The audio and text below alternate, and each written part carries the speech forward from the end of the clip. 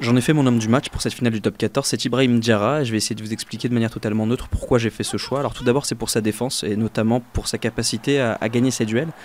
Parce que voilà, il faut recontextualiser un petit peu, il faut savoir que la grande force du RCT c'est de gagner ses duels dans la zone 0, à savoir au ras, avec des joueurs comme Sheridan, Rousseau, même Bastaro qui vient parfois se proposer, ou encore Botta.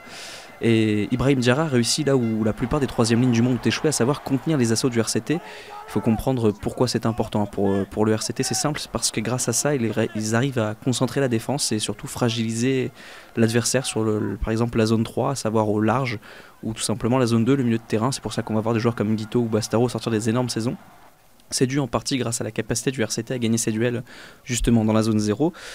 Diarra a été le premier à gagner ses duels, je vous l'ai dit, et a été tout simplement monstrueux dans l'affrontement direct. Il a étouffé totalement Rousseau, il a gagné tous ses duels face à lui.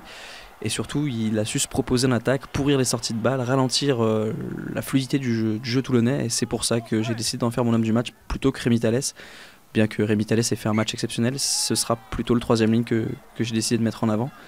Et une chose est sûre, c'est que voilà, on oublie souvent que Diarra est l'un des plus gros gabarits du championnat de France, qu'il a été international et qu'il postule peut-être encore, allez savoir, pour la Coupe du Monde qui vient.